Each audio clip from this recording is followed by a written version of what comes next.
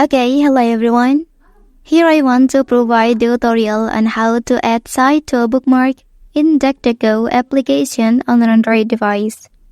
Well, adding a site to your bookmarks in the DuckduckGo application allows you to save and access your favorite website quickly and easily.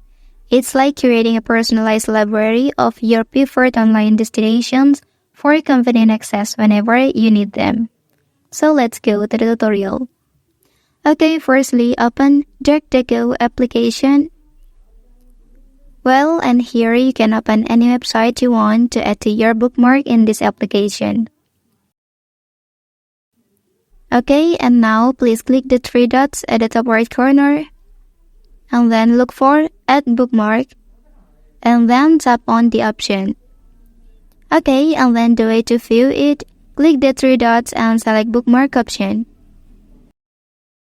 Well, and here will appear the website you was added before.